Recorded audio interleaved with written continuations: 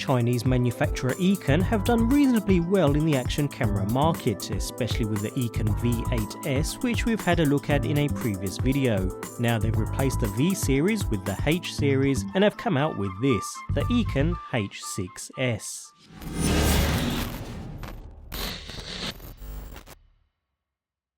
Having received this unit from gearbest.com, it didn't come packaged in a retail box, but it did come in this rather decent case. Nevertheless, as with other models in Eken's range, you do receive an array of accessories, including adhesive mounts, tripod mounts, along with a mini tripod, a handlebar mount, even a remote control unit, so all in all a pretty generous package. While users also receive a frame mount complete with built-in tripod thread, the camera itself comes within its waterproof housing, complete with thumbscrew and buckle mount attached, making it compatible with GoPro's mounting ecosystem.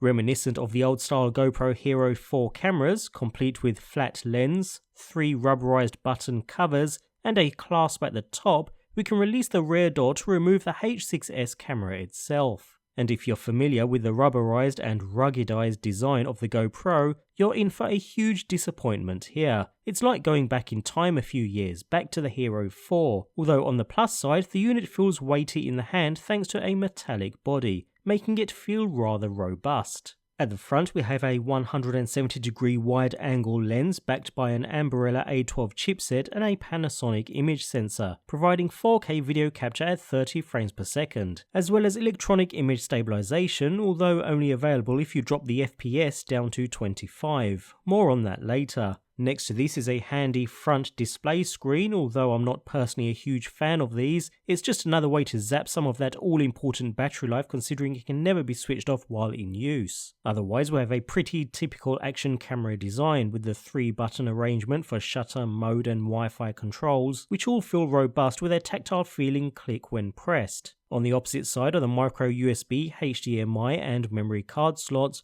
all open with no small plastic doors or port covers to fumble about with. Talking of doors, there's one on the bottom of the unit revealing a cavity for the included 1050mAh battery, supposedly lasting for around 2 hours of usage from a single full charge. On the rear is a 320 by 240 2-inch display, and with the camera switched on it provides a live view along with other useful data around the edges, such as current mode, recording time remaining, battery levels and so on. All pretty standard stuff. The screen itself is rather bright and easy to use even under daylight, so there's no issues there. Navigating through the modes and menus can be a little bit tricky, especially if you've become accustomed to touchscreen devices. Here we go back to the old procedure using the mode and shutter buttons to cycle and select between options. Shooting modes are rather standard, including video, photo, burst mode, which is only 3 images a second, and time-lapse modes, and finally onto video and image playback as well as the settings menu. Although the large on-screen menus make it seem as though you can press them, the display is not touch sensitive. Either way, scrolling down menus is easy with the mode button, using the shutter button to select and change options. Something that takes some getting used to, but quick and easy to learn. The available resolution options range from 1080p 30 up to 4K 30. For those after slow-mo, 1080p at 60 is the highest frames per second setting available. Also note that electronic image stabilization is available at up to 4K 25 and not the unit's highest 4K at 30. Otherwise, the menu system is well structured and simple to use, with some advanced level features like exposure also being available. Back at the main screen, a quick tap of the side button activates wireless. Note that there are no other LEDs on the unit at all, just the front and rear displays, so there's no other easy to see blinking light indicating Wi-Fi activity or recording status. Even so, using the Easy iCam app, freely available on the iOS and Android platforms, it's rather stable. The camera connects fine and I had no random disconnection issues. The live stream is also pretty average, just like we find on most action cameras with some slight lag, so there's no surprises there. When it comes to settings, there's really not much available. We can cycle between video and photo modes, but otherwise, resolution aside, there's no other settings that we can actually change. To make matters worse, you can't change settings on the camera itself either, so you need to set the camera up with the desired options before enabling Wi-Fi. It's all rather restrictive, so not much use other than for framing of shots and starting or stopping capture. So I found that even though connection was reliable, I didn't really use the app at all. On the plus side, the remote control that comes with the camera works very well and is very responsive, making it a very useful accessory.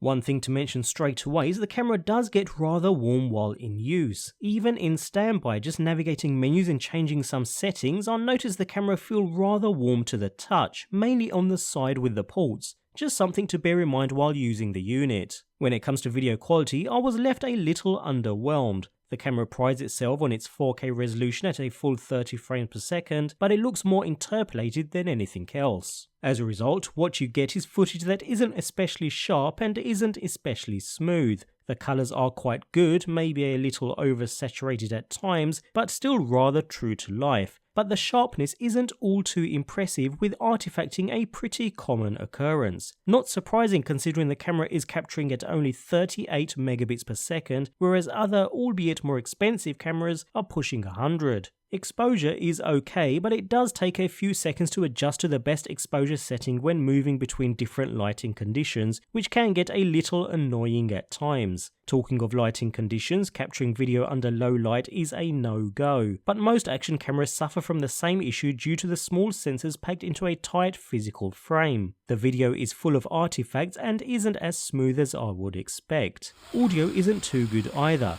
Capture is muffled most of the time, and with no support for external microphones, you will certainly need a completely separate audio solution. So all in all, video quality didn't impress too much. Don't get me wrong, as a second camera it's okay, but quality is nothing out of the ordinary. Image capture wasn't too much better either. The light levels are well managed and the colours, albeit not as vibrant as flagship products, are reasonably good. But again, there's not a lot of sharp detail captured in the image, so I wouldn't use the H6s as a primary photo camera.